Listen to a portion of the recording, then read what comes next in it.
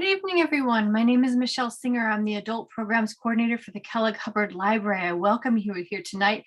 It is my privilege to organize PoemCity for the Kellogg-Hubbard Library, the library's celebration of National Poetry Month. And we have 250 poems up this year in downtown Montpelier, and we have 22 programs, and this is one of them. And I welcome you all here tonight. I'm delighted to have you. A couple of very brief housekeeping notes. As we have our reading tonight, we do ask that you stay on mute so that the readers are not disrupted. We are recording this program so that if you or someone that you know couldn't be here tonight or they want to come back to the reading, it's available on the Kellogg-Hubbard Library's YouTube channel, as well as on our PoemCity page of our website. I'm very happy to have with us tonight the Poetry Society of Vermont's Editor-in-Chief, Mary Dougherty. She's going to be our real MC tonight. I'm happy to have you all here, and I hope we have a great night. Mary Rose, it's up to you. Thank you so much, Michelle, and thank you for hosting us and partnering with Poetry Society of Vermont. I think this is our we started in 2018, so this would be our 4th year partnering together. And so we have 7 poets. We have 3 very wonderful younger poets, and we have some staff from the Mountain Troubador. And the way that we'd like to do this is, from my own experience in being on a Zoom reading like this, I have found that at the end, there's maybe a question and answer, and then I'm just sort of stunned, and I've been so immersed in the reading that I can't really come up with questions. And then, 5-10 minutes later after the reading, I do think of it. So what I'd like to do is try and put some pauses into the program.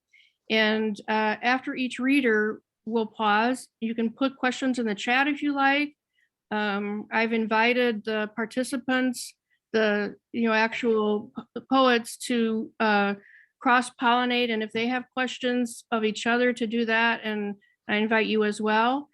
And, I hope it can be a really kind of salon experience and a fun night for everybody. Especially happy to be here with these younger poets who are reading for the first time, and it's a real pleasure. So I'm going to get started. And our first reader tonight is Lorenza Fector. She's a senior at Montpelier High.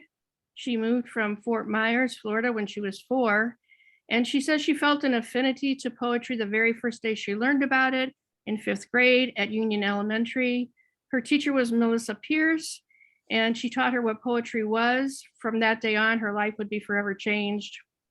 After writing in class, she felt drawn to poetry, realizing a leaf could hold loneliness, a shred of ice could grasp infinity. And she notes that we all share similar emotions, whether they stem from shared or different experiences. Some of the poetry she enjoys reading is by Robert Frost, Maya Angelou, Emily Dickinson, and Lorenza lives with her mom, dad, brother, and has a yellow betta fish named Artsy. And she will be studying creative writing at SUNY Stony Brook next year. So welcome, Lorenza.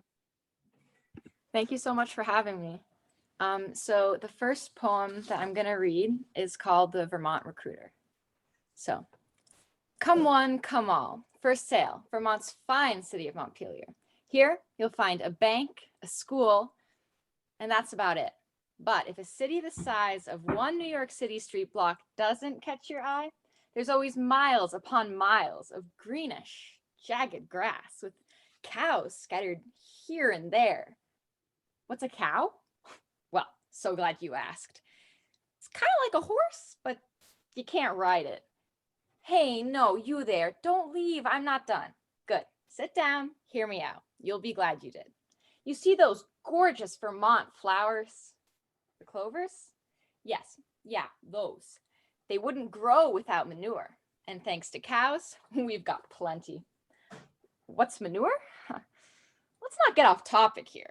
Manure is like, well, no bother. Here in Montpelier, if you're hungry, you're in luck. We have 3 pizza stores, 1 gelato shop, and Well, that's about it, but make sure you have a steady job before you go get gelato. Why? Why, you ask? Well, 2 scoops for the price of 5 seems to be their motto. Jobs. Yes, jobs. Well, do we have jobs? Do you? Of course. Do we have jobs? Remember those cows I was talking about? Okay, hey, don't look at me like that. I tell you what, Shaw's, this giant, no, absolutely fine store. What kind of store? Well, a grocery store, of course, and the finest one in town. Well, the only one, unless, well, of course, you're a millionaire. No? Okay, well, I won't mention the co-op then. What was I saying? Ah, yes, Shaw's. You'll fit in there just fine. You got a plaid shirt? Yeah? Wonderful.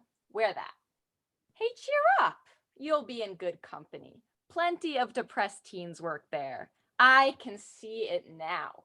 If you want to fit in, simply roll in the grass a bit. Dirt is the new perfume, as they say. Get that city slick off you. Now, last thing. You want to blend in? Just, Ah, yes. You don't say mountains or that or sit. Only the British say it like that. Pretend like half your mouth fell asleep. Like this. Mountains. You see? Easy. Let's try a sentence. Repeat after me. It's not my fault I couldn't sit on the mountains like that. Good. So, what do you say? You want to move to Vermont? And then the second poem, and the last poem that I'll read, is called My Heart a Blossom. My heart is a closed type blossom, the ombre kind. My stomach, pine needles, cut grass that sticks to sweat, and a well of lyrics from the same 3 chords. I am alone. From the minute we're born, it's known we're alone. We cannot talk like them, mock like them, or stalk like them. We lay as they gawk within. A child of innocence, born from an unclean place, carried within disgrace. From the first moment in life, we're misplaced. Thank you for listening. Thank you, Lorenza. That was wonderful. So it doesn't necessarily have to be a question. If anybody has a comment that they like to offer, that would be wonderful too. So we'll just take a brief pause before we go on. Anybody? I feel like the Shaw's reference was so spot on. I just have to wonder, did you work at Shaw's, or who do you know that works at Shaw's? You have to name names, but it just seems so right. Thank you. No, I personally have never worked at Shaw's. I do know a lot of people who have worked at Shaw's and sort of talked about how they have to wear a uniform, or, oh no, I have to change, I'm going to work tonight and everything. But everyone who works there seems to wear plaid 24/7. So I don't know, it just kind of came to mind. From the comments, we have nice work, and it was very funny, and they like the satire on Shaw's. Thank you. Okay. Anybody else have any questions or comments? All right. Okay. Another comment that they love the analogies. Okay, thank you so much. Our next reader tonight is Noam Hessler. And Noam was born in Madison, Wisconsin, and he's currently enjoying his 16th year in Montpelier. He's a self-described itinerant poet and occasional artist, an avid reader of Mary Oliver, Rainer Maria Rilke, T.S. Eliot. He uses their love for immaculate and detailed language and their experience with writing short fiction to create poems that tell stories concerning nature and the magical, almost supernatural parts of everyday life. He currently lives with their parents. Noam currently lives with their parents, younger brother, and 3 dogs. He's a senior at Montpelier. He'll be leaving all that behind as they head off to Vassar next year.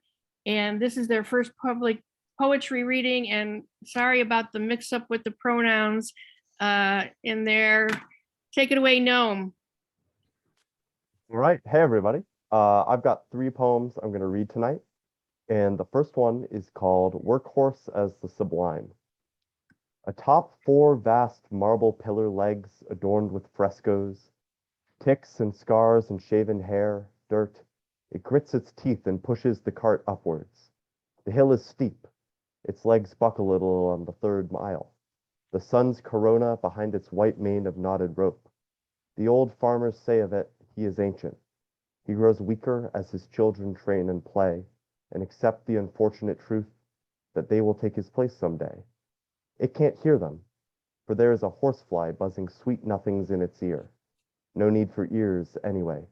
No need to hear for grain in a bucket, or to hear for sugar cubes, to hear the pushing of the cart.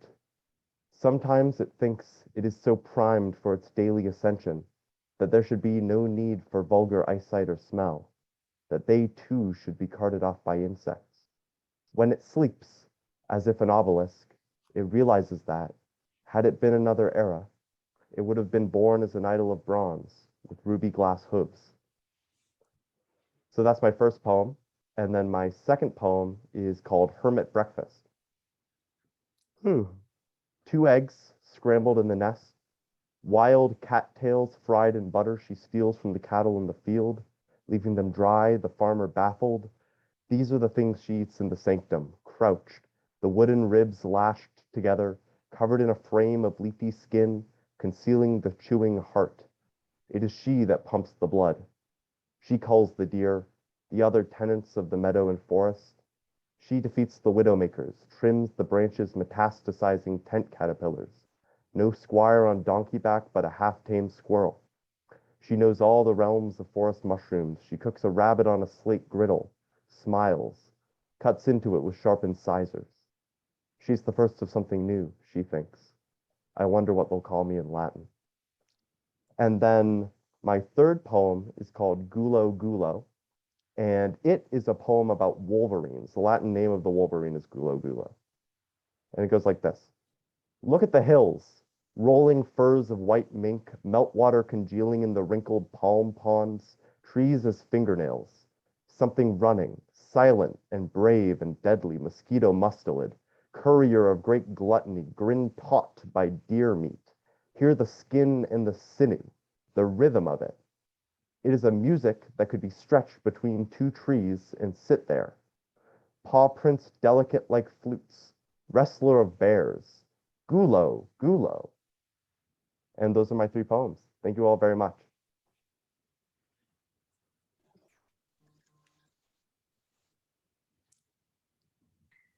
Thank you, Noam. Could you spell Gulo Gulo? Yeah, it's just Gulo, Gulo. And that's really the Latin. Yeah, it's the Latin. It just means glutton, which I think is pretty funny. Really? I will Yeah. have to use that one. Whoever named the Wolverine did not have a very high regard for it, but I think it's a very nice, very musical name. Gulo Gulo. How did you They- happen to write that particular poem? So that poem is, I wrote it just because I'd been learning a lot about Wolverines. There's a couple different details in there that come, some of the stuff is, like Latin, like the biological, scientific stuff about the creature. And then other bits are folkloric, like the idea of something sitting between 2 trees. There's an old Scandinavian folkloric tradition about stories of wolverines that basically eat so much that they're trying to go through the forest and they get stuck. And they physically become trapped because of their own gluttony. It's kind of basically a parable about sin. But so there's a couple little notes in there. And then I can't really, actually, would anyone mind if I shared my screen real quickly? I can show the poem, because I was going to say the structure of it is based around, if you look at it, the structure of the yeah. poem Oh, nice. is Very kind of, nice. it's in these rolling kind of shapes, like the rolling hills depicted in the poem. And that structure is actually based on a poem by Mary Oliver. I think it's called At Black River, which is about a great alligator. And so that was kind of the inspiration for both the kind of the portrait of the animal and the structure of the poem itself. Thank you for sharing that. Mhm. Some other notes are imagery is wonderful, use of figurative language and sound devices, excellent, interesting content. You have an old eye for nature and your voice is resonant with it. Thank you all so much. Okay, thank you, Noam. And as you can see, there is not going to be any problem with the next generation of poetry. I think we're safe based on these first two readers. And now we're going to head off to one of the editorial board members for the Mountain Troubadour, which is the magazine for the Poetry Society, Judith Janu. Judith was born in Damariscotta, Maine. She's a longstanding member of the Poetry Society of Vermont and a member of the editorial board, which reviews poems for the Mountain Troubadour. She enjoys being part of a community of poets to work to improve craft and with an eye to finding a home for their poetry. She's been critiquing and editing poems in peer writing groups for 25 years, and among other occupations, owned an income tax business for 30 years. She's won several awards, including the Carol Lee Vail Prize for Poetry, the Soul Making Keats Award, the Anita McAndrews Award for Human Rights Poetry, and the Vermont Award for Continuing Excellence in Writing. Her writing has appeared in The Pedestal, The Fish Anthology, Main Street Rag, Evening Street Review, and of course, The Troubadour. And she has a chapbook called After Effects, which was published in 2009 by Finishing Line Press. And when she's not writing, she's snowshoeing, gardening, cutting firewood, and teaching yoga. She lives in East Burke. And welcome, Judith. Thank you. I just wanted to say how heartened and touched I am at the readings of you high school student Lorenza and Noam. Boy, yeah, if we had I wish I had someone present poetry to me as a child. I loved it. So, and also we'd love to have you as members of Poetry Society of Vermont, right, George? With Mary Rose. So, so I'll shorten it. I'll read 3 poems. The first is my answer or my plea to the divisions that we have in our world, but certainly in our home country. This is called The Edge of the Gorge. And Aristotle wrote, man is by nature a political animal. Canyons between us, we can't understand. Tell me, stranger, at this political divide, what thresholds you failed to cross, what you lost, that there's more than nothing between us. Freedom of thought, soft as lamb's ear, cashmere, fragrant as time-walked ground. Somewhere between love and hate, atheist and saint. Even Tolstoy wrote first of war. Peace falls like spring rain, an eagle feather. Tell me, neighbor, of thresholds you failed to cross, what you lost, that there's more than nothing between us.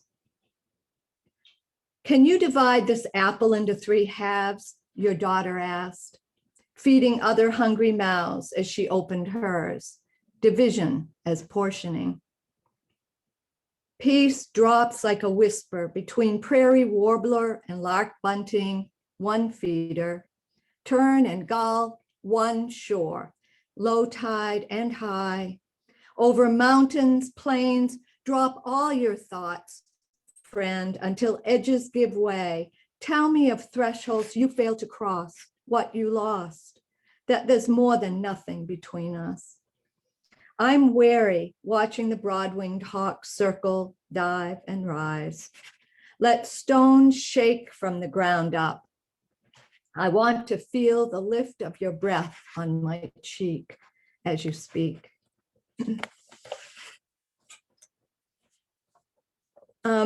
The second poem, my father was in D-Day invasion, and that has informed my entire life, I guess, certainly as a child, as an adolescent, and as an adult. So this is a poem called Beaches of Normandy. Crossing coves, clasping rope, hand over hand, crossing beaches of gunfire. Fishermen, farmers, teachers turned soldiers, turned onto beaches of gunfire, gentlemen, enlisted men, the drafted, their landing craft wind shifted, water mined in iron pieces off beaches of gunfire. Foot soldiers, fog blinded, facing beaches land mined, staked, barbed wired, facing aerial fire, the enemies and their own, clearing beaches for amphibious landings. Souls crying for leaders lost to sea, seeing ahead only bodies, embankment, beaches of gunfire with no choice but to advance. And the man I knew who made it up the bluff of Omaha Beach never really cleared the beaches of gunfire. Nights, his bottle half empty, he aired the start of it and I'd listen, then hear him pace the hall outside my room, sweating out the dead he failed to save, cross to mount the looming bluff, a shooting duck out of water without a chance in hell of making it, varsity runner, not wounding even a deer until on the beaches of gunfire, he outran the worst of it and kept running. So I just want to say, when will war ever end? And thank you. And this is my last one. And this is written for my daughter. It's called Well-Being. This is my wish for our country. Well-being. Let us be known for the plea, sea to sea, one country. Lakes, plains, city streets, essential work rewarded long past pandemic disease. Fairness regardless of skin or origin, inequities, truth, and epiphany, warding off war again. Let us be known for Lincoln and King, for questioning, inventing, justice boring through smoke screens, through hate, berating those dragging their bones as the riches gain riches. Let us be known for opposing those who sharpen their claws on our daughter's plea for a new economy steeped in well-being. Let us be known for clearing the sky for better lives. Now and then an extra slice of pie, known for the falcon's wing beat, freeing seas of hungry children as the raptor's shadow passes, dropping bills like uneaten seeds. Thank you for listening. Can I just say that your second poem, well, they're all really beautiful. The second poem about D-Day, I thought it was really cool how you had a lot of two-syllable words consistently, and it was almost like a heartbeat, and the pace and the rhythm changed, which I thought was really cool because that must have been what happened during D-Day to people. Nice thought. Escalates. Yeah. Nice. In the Beautiful same vein, poem. there's a comment that says, really loved your poems, especially Beaches of Normandy. Lots of great sharp images. Rhythmic repetition of gunfire was great. Mhm. Judith, in what way do you feel that your father's experience was your experience through your childhood? Yeah. I'm only, in the last, I would say in the last year did I realize. I always knew I had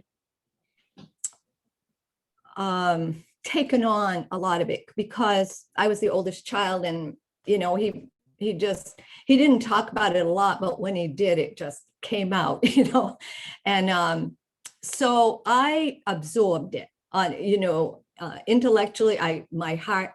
So I used to feel I had actually lived it. And in the last year, I've been thinking about it because as I wrote, this chapbook was really, that you mentioned, is really mainly about his experience and my experience with him. And I don't know how to say this, but it might sound strange, but that's why I like everything is happening now. It's happened ever, oh, we just go back to decades.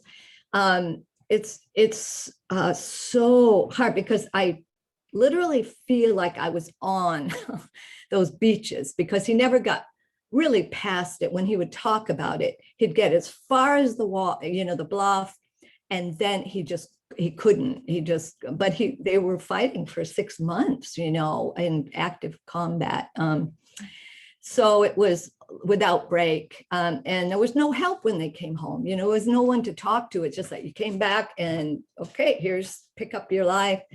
So I think I wanted so much, probably who I was, maybe I was a poet like some of you when I was young. I just, didn't have the skills, but I just took it in. And it was like I was on the beach. And so it's like a lifetime. And I'm so thankful for poetry because you can write about these things that are pulsing. Pulsing was a good word, Lorenza, just pulsing inside you. And yeah, so thank you. One last comment. Appreciated your description of soldiers as farmers and teachers. Oh, okay. Well, thank you for bringing that experience, your experience and your father's experience to us, which is really wonderful. Thank you. Thank you. So our next reader is Denise Murat, and she lives in, well, let me just read it. Denise was born in, you told me. Sharon, Pennsylvania. Oh, right, in And Pennsylvania. I grew up in Cleveland. I forgot to bring it onto my copy here, sorry. That's okay. Denise retired recently after 12 years as an assistant professor of foundational studies from Ilsavik Tribal College in Utavik. Alaska. I'm not even going to try. These are like, It's okay. it's above the Arctic Circle. There she was involved with the Inupiat community and culture while experiencing the beauty and danger of the tundra. In 2020, she was awarded the Faculty of the Year from the Tribal College Journal for her work at Ilsavik. She has an MFA in creative writing from Vermont College of Fine Arts, and the Troubadour has published 2 of her poems. They were winners. Sedna Stamps Her Foot was a National Poetry Prize winner in 2020, and Relics was an honorable mention for the Carol Lee Vail Prize in 2021. Her poems have appeared online at Wanderlust Travel Journal, and she's currently compiling her first book of poems. She enjoys reading mysteries and science fiction and playing with her dog Kismus. Welcome, Denise. Hi, thank you. I wasn't, when you asked me what I wanted to read, I wasn't sure because I had given you poets. I love all kinds of poets, new and old. And I've been playing around with form, so I really appreciated the different forms that were presented today. That's nice that, you feel the freedom to do that. So I'm going to try and fit in 3 poems. If it gets too long, let me know. And I'm going to start with Utqiagvik, and this is one of my newer poems. It's called Utqiagvik in Breakup Season. Alaskans in spring, we call it breakup season because the ice, everything just sort of wakes up. All right, I just have to open this up. I'm sorry. Okay. Whoops, wrong one. Where are you? Why didn't you open it? Oh, sorry. Here. Okay. Utqiagvik, breakup season. It's a mud boot landscape. The frozen bones of dark winter crack and push to break free. The Arctic, waking from what seems 100-year sleep. Nature yawning and flexing muscles of frozen tundra. Breakup brings an eruption of change. This small world seems fresh again. Snow still covers most trash, and the breeze smells of salty brine and sunshine. Shaved diamonds of crushed ice frost the tracks of snow machines and four-wheelers mad for speed. Walking Kismet, my boots crush glitter crystal as we navigate patches of ice and pools of slush. Snowbirds play tag and make love, darting above and around us, the sky a piercing blue. Car-sized potholes puddled up beside mountains of plowed snow, melting, flooding the village dirt roads. The ocean fractures itself. Pockets of open water expand. From shore, I see only long spans of blinding white, haloed in blue. My Nupyak neighbor raises a gloved hand and waves Uvuliatuk while he and his sons work the umyak, stretching and stitching it with seal gut, preparing the skin boat for spring whaling. Distant open water signals the beginning. Whaling crews cut trails over Arctic ice. Ski-doos hauling wooden sleds heavy with equipment camp at the water's edge, waiting for Bowhead to return and give themselves to the first people. Slowly, a Honda makes its way down the street, bouncing lopsided in puddles, pushing waves. The driver moves his belongings stacked at the rear, bound with duct tape and old rope. Cabs creep along, and everyone walking steps carefully, a balancing act along the slick bank caked with car soot, black ice, and cigarette stubs. Walking home, I tread head down with purpose. Songs float the wind. National Public Radio plays as an elder sings along in words I cannot translate. When I leave, this place will seem a dream, a long layover in some foreign land. For now, living among the Inupiat, I feel what breakup signals, exposing what lies hidden. Itumrak, awakened. So that's the first one. My second one, I played around with form, and I had taken a workshop about form. And so this is sort of journalistic. That's the way we were working with it. So it's kind of fun, I hope. For you. Open up, please open up. My computer's being stubborn today. What are you? I'm so sorry. There we go. This is called, it's titled Mystery of the Virgin Mary Sighting Solved. New Orleans, Ash Wednesday. Apparently, God had meant for Mrs. DeSoto to empty her knots of guilt when she looked up at her oak tree and saw the Madonna floating in meditation among the branches.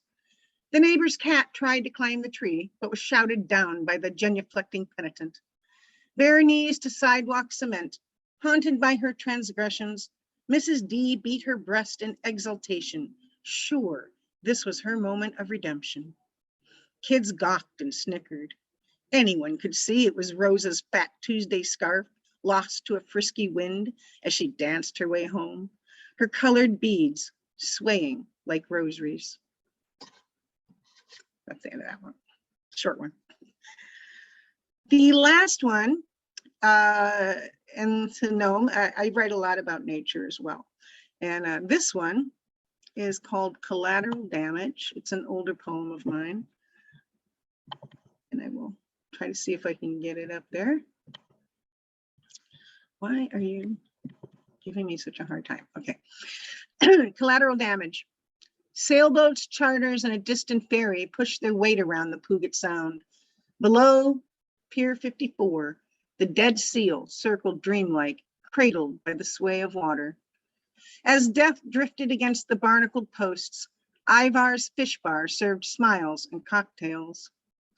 The seal's head had sunk beneath the murky water, floating face down, as if still seeking the copper and quillback rockfish of the northwest coast.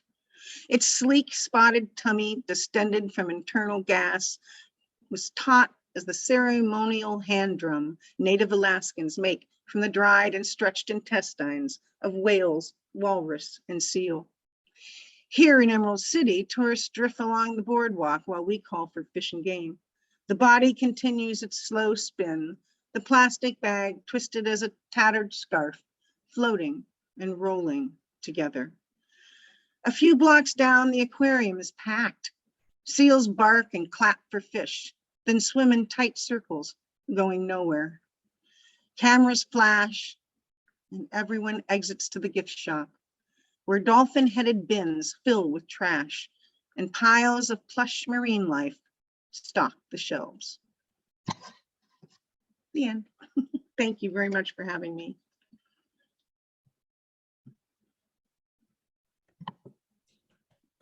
Thank you, Denise. You're Does welcome. anybody have any comments for Denise that they want to share?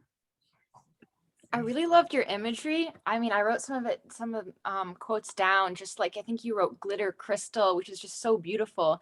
And it's such a different way of describing ice. And I feel like most people tend to say, you know, shimmering or, you know, those kind of, you know, overused words, but you really held on to such different ways to describe it. And that was just really beautiful. Mhm. Hmm. Your images, your Inupiat images of the village, it reminded me of being in Kaktovik, Alaska. I was just picturing that place on the edge of the Beaufort Sea. Hmm. Yeah, You took me to a place, I've been to Alaska, but only in the summer. So you took me to a place that I have never been, and thank you. yeah, I'll just echo that too. I was going to type it in, but you just share this life, you know, whale, seals, this life that many of us, you know, haven't experienced. So thank you. I loved all the language in it as well.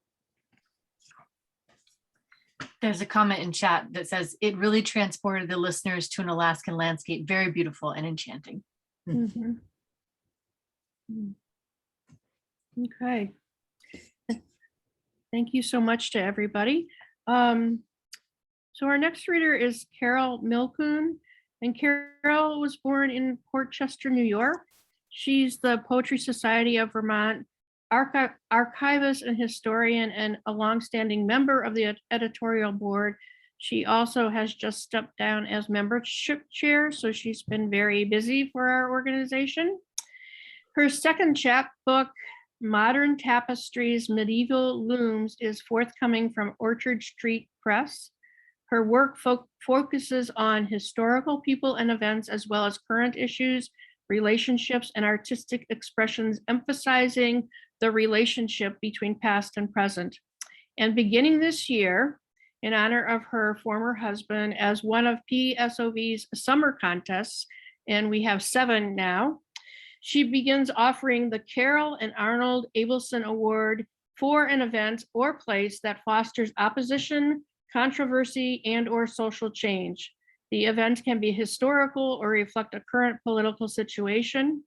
So keep that in mind, poets.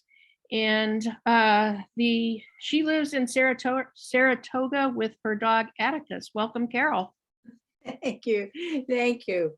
I just want to take a little moment when I talk about the connections between the past and the present. What I've tried to exemplify is that people who lived in the Middle Ages really have so much in common in many ways with the rest of us. For example, Jane Seymour was Henry VIII's third wife, loved gardens. So I wrote a little bit about my experiences in Vermont with nature. So here is one of the poems, The Zen of Berry Eating. In Vermont, blackberries, dark and shiny, skin sun-kissed and sun-blackened, eggplant in color and silken to the touch, are ready to be picked. If I were in Vermont, I would freeze them, well wrapped against winter. So in a landscape smothered in snow, I could taste the sour, sweet melting of summer into fall, mellow and mild. But I am in New York, that city of Big Macs, Burger Kings, and superstores. So I buy blackberries, plastic wrapped, heat softened, sticky, and eat them on a bench in Central Park. So remembering the scratch of thistles, fingers stained purple, and sunlight seeping through the black-veined, weightless wings of bumblebees. So yeah, it's a connection with nature is always part of, I think, the human experience. Another thing that has fascinated me about the past, and I think also, again, the present, is the artistic experience that people, and we don't even know their names in many cases, who have embroidered and painted and built wonderful works of art. So I wrote about I'm certain it's women, the women who embroidered the Bayou Tapestry. We don't know their names, but I thought no matter where you come from in life, you've had a chance to be part of this artistic experience. So it's called To the Women Who Embroidered the Bayou Tapestry. You saw the conquest as a wondrous event, glorified the French fleet as it left Normandy by outlining single-mast ships, long and narrow, perched on waves of stem stitch of favorable sea. And at dusk, you left your needles and unused yarns for a supper of pottage, bread, and home-brewed mead, and adored or abused by battle-hardened husbands, found happiness or not, as chance and luck decreed. Yet each morning you picked up those threads again, wove wools at right angles to heighten design, emblazoning the canvas with Halley's Comet, an awe-inspiring star seen once in a lifetime. Watch the tapestry grow, a frieze give birth to dogs, a cavalcade of horses, griffins and centaurs worked huddled over fires in smoke-filled halls, quitting only at dusk when you could see no more. Immortalized a battle, the havoc at Hastings, then put down your needles, surveyed your creation, all 200 yards of thread encrusted linen, and knew you were artists, a divine revelation. So.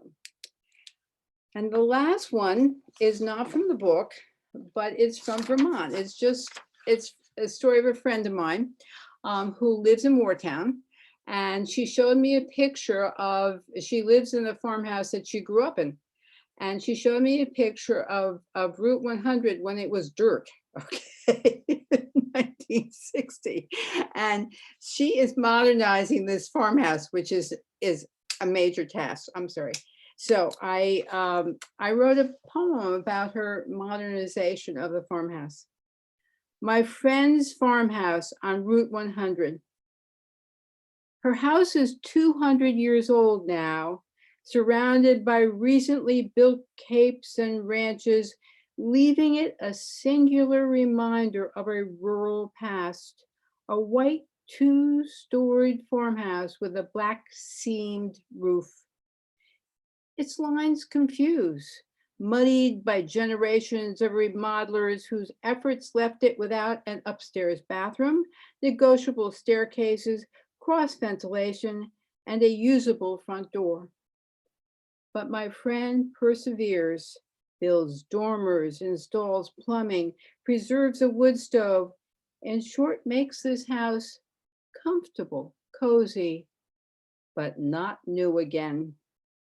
Always the telltale signs, blackened fireplace bricks, mismatched floors, ancient light distorting panes of glass that reveal age as surely as any wrinkle. For houses cannot be made new again, any more than people. Like this old house, we must embrace things past, reinvent, design dormers in long darkened rooms, believe we can open windows, let in light and air. Thank you very much. Thank you. That's a great poem, Carol. Yay. Thank you. Yes, I loved it. I loved how you brought that human element Yeah. into the making of the farmhouse. Yeah. I have a question for you, Carol. So you enjoy the past and the present. I'm curious, do you have a background in history? I mean, how do you come to the perspective of this in your poetry? I have my background is in English lit, but I've always just been fascinated by the connection between the past and the present. And very, very interested, especially in British history. And so I've written a lot about that. That's the title, Modern Tapestries, Medieval Looms, because I've gone back to the Middle Ages with a lot. Thank you. I really don't know why I'm so fascinated by it, but I just always have been. Thank you. There doesn't always have to be a why. Couple of Okay. comments. Really wonderful poetry, great sense of time and humanity. Love the vivid description of blackberries. I felt like I was eating them. Adored the imagery of blackberries in Central Park, a tenuous tie to nature, and vivid descriptions for all. I love how you bring the past to the current. Thank you. Thank you. All right. Okay, thanks again, Carol. And our next reader is Ben Himino, Jude, Nardin. Ben has been the intern this year for the Troubadour, and he's done amazing things. And I don't know what I'm going to do next year without him, but I'll see if I can get by. I'm going to be sure that I clamp down all the information and things that we've gone through to make sure that I've got it locked up somewhere. And Ben was born in Boston. He's lived there except for 2 years when he was 6, and he lived in Italy. And then he moved to Vermont when he was 16. He's a writer at the Valley Reporter in Waitsfield, and he's a very good journalist. His poetry won the Vermont Council on the Arts 2021 award, and a novella won the National Silver Medal for the Scholastic Art and Writing Awards. And its first chapter was printed in Scholastic's 2021 Best Teen Writing. And that was a historical piece you might want to talk about a little bit if you choose. He has several poems coming out in this year's Troubadour. And he enjoys reading Thomas Mann, James Baldwin, and Shakespeare. He lives in Waitsfield with a grumpy black cat named Jack Frost, his parents, 2 brothers, and he will be heading off to the University College of Dublin as soon as he can get there. He's zooming in from Italy. Thank you, Ben. Thank you for that introduction. Yeah, it is currently 1:48 a.m.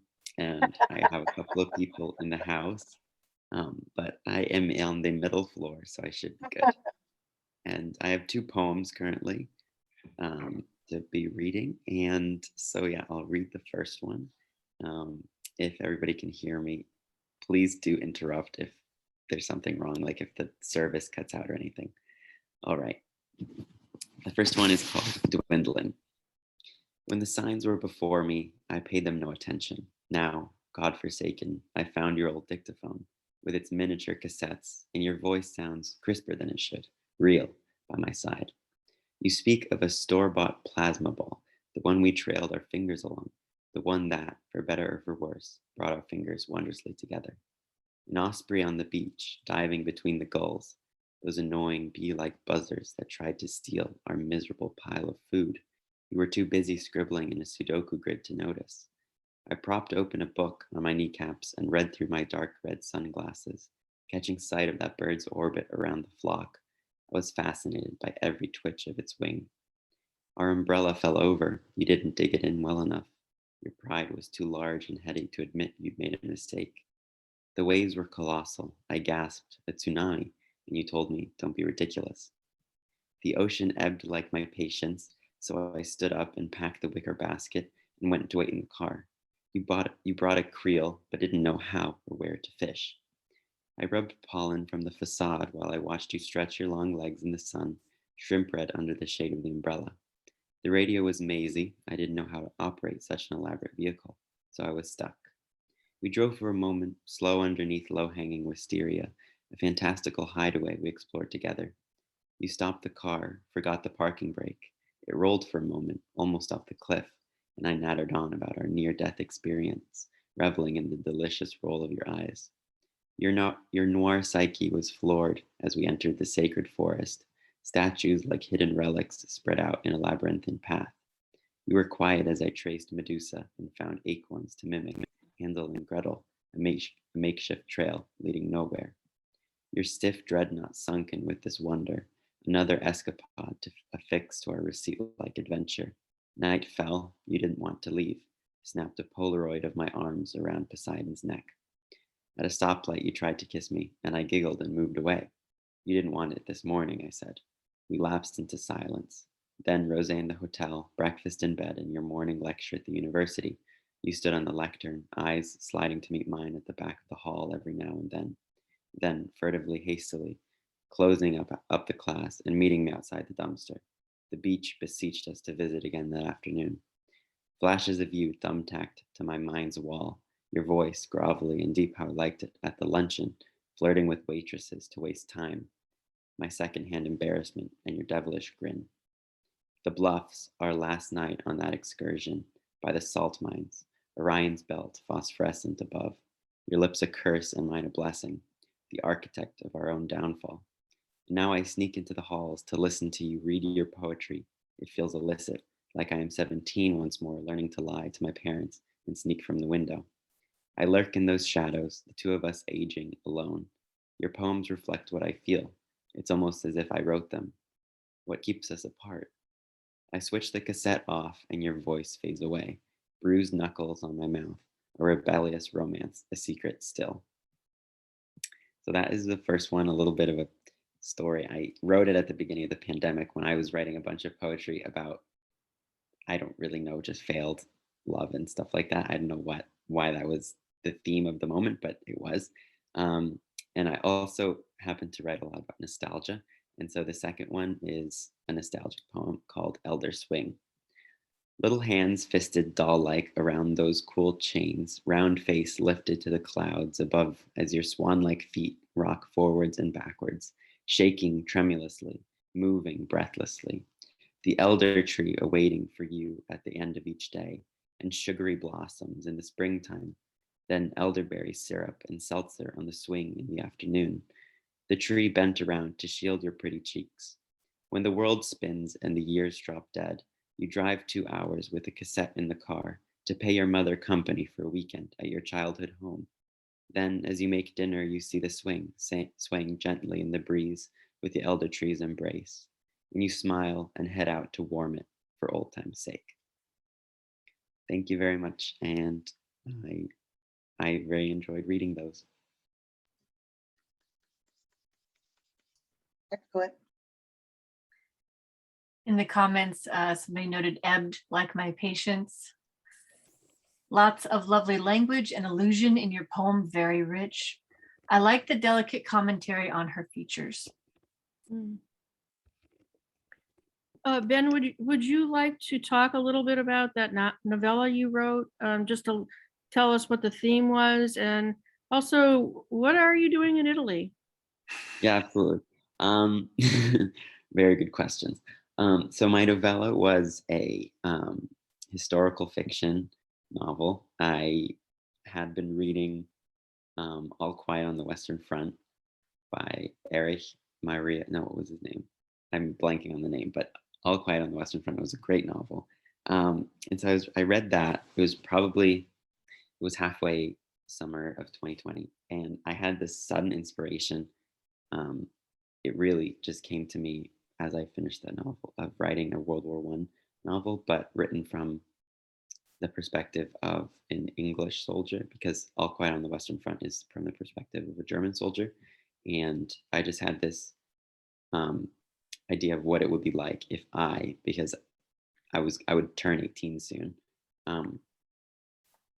and I could be enlisted in war. It's like, what would I be like in a war scene, because I know nothing about war. And so putting myself in the shoes of basically a child who's enlisted, what would it be like? So it was, I mean, obviously I had to do a lot of research, and I drew a lot from my own imagination. So it's more of like a just literary historical fiction. But it really came together over the summer, and it's one thing that I'm very proud of. It was in a moment when I was like learning a lot of big flowery language, so it is quite purple, but I don't really mind it at the moment. And so I am in Italy now, because I am visiting my family for the first time in almost 3 years, because of the pandemic and just everything that's been going on. So I feel very lucky to be here right now and see my family for Easter, because Easter is like a huge celebration in Italy. And so I'm here for a week, and then I head off to Ireland to visit my college. I'm really excited about that. But I definitely had to make some space for this meeting. So thank you for having me. Thanks. So I'll just have, there's one more comment to say: the details like the old dictaphone, the miserable pile of food, doing Sudoku brings us in. Lovely. Yeah, I think I see the effect of your journalism coming into your poetry, which is really a great thing. We are the Poetry Society of Vermont, and I think, Carol, you're going to introduce me. I almost launched into it myself. Sorry, to pull myself back. Let me take a second and introduce you. This is Mary Rose Dougherty, and she was born in Gary, Indiana. And this is her second year as editor of the Mountain Troubadour. In addition to the Troubadour, in addition to working so very hard in the Troubadour, Mary Rose's work has been published in Kellogg-Hubbard, in PoemCity, Shoreline, Poetry and Prose, Explorations of Mental Illness, Yankee, and Vermont Digger. She is the editor of Dance, an anthology of elder poetry. In 2020, she won the Corinne Eastman Davis Memorial Award and has also won an Artistic Merit Award from the Writers Circle. She's been a fellow at the Frost Place twice. Mary Rose lives in Waterbury with her aging dog, Hudson. So, Mary Rose, Thank you. So we're almost to the hour. I don't want people to run away when we get done. If you have more questions or you want to hang out for a few minutes, we can do that. But I will read my poems, and I'm feeling a little sad all of a sudden. I'm gonna miss my young poets that I've been in touch with, but maybe they'll stay in touch with me. I don't know, we'll see. The first poem I'll read is called Dear Lavender, and it's just a little haiku. Violet nights wash over me, flow into days azure, breath rushing through me. And this is a little poem that I wrote after last summer. My dog and I, he'll be 12 if he makes it in July. And we go down to the river when it's really hot and there's a shallow place. And he likes to do what this poem talks about. So I won't do that thing of talking about the poem and then reading the poem that I've already talked about. Harvesting stones. The dog lifts the stones from the shallows, fiercely faithful, fervid in his attentiveness to the task, removing them one by one. Brain, nerves, muscles clamping the boulder in his mouth. The river responds by quickening the flow of its current. The heart learns, removing each nugget one at a time in its own time, bolsters its rivers, surrendering to and carving out channels in the dark unknown. This last one, thank you. This last one is called Like a Lotus. We open ourselves to ourselves slowly as the world closes each day. Each blade of grass begins bending toward the diamond chip of dawnlight. The birds quavering their opening song, awake, awake. Sun punctuates the rising sound of day. A cawing black shadow careens across the field, tilting into a new day. Neither hurry toward destination, nor wait for the journey to begin. Throaty richness of dung fragrances the air. Pick a leaf of mint, crush it in your palm, and place the rough green on your tongue. Thank you. Thank you. Beautiful.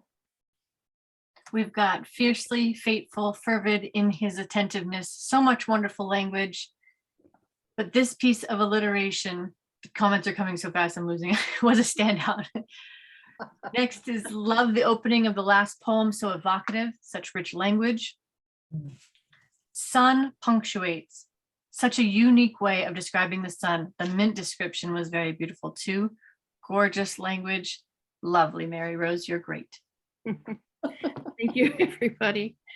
So I do hope that you young poets will consider becoming members of the Poetry Society, for not for us so much, which would be great, but for your own good, because there's a lot of community there and opportunities to have your work published and just keep learning. So it's out there if you want to have it. Thank you all for coming and for your comments. It's been really wonderful. And thank you again, Michelle. I just adore PoemCity. Does anybody have any final comments or resonances they want to share? Oh, thank you for asking me. It was wonderful to hear so many different voices in one evening. That was really lovely. Nice mix of young and old and perspective. Lovely. Yes, the new poets. You guys are great. Yeah. Can't wait to hear you in another couple years. No way. You're gonna just bloom. Mhm. And good luck in Ireland. You know, my friend, she is a writer. She does poetry, and she was accepted for her PhD in Scotland. I believe it's at Edinburgh University, but she loves it. She's been over there now for over a year, and she says it's just great. She's a runner, so she's always in the mountains. And she's lovely. Yeah. Good luck there. And the Thank you. Irish And you love poetry. They support it, you know, in ways that, yeah, we could learn from, you know. Yeah, they do. And I'm very excited because I'm going to James Joyce's college. Oh my God, I love him. The Royal dad. College. Oh, And there's a park nearby which is called Writers Park. So it's just like a dream. Jealous. Very jealous. it's wonderful. Good luck. Joy. Noam and Lorenza, do you have any final thoughts? I just want to say, oh, sorry. You want to go first? You can go first. Oh, Okay. you already, I guess I'll go. Yeah. Just thank you everyone so much for listening to us and for the words of encouragement. And I really appreciate it. I second that. That's what I was going to say. Thank you so much for hearing us, and everyone it was so beautiful and nice to listen to. Yeah. Yeah. I enjoyed your work, all of you. I hope we get to, I hope I get to hear you read again. You're really good readers as well. Yeah, very. Well, have a wonderful evening, everyone. Happy National Poetry Month. This is a wonderful way to celebrate it. It is. Thank you so much, everybody. Thank you. Good night. Bye. Good night. Bye. Thank you, Mary Bye-bye. Rose. Bye-bye.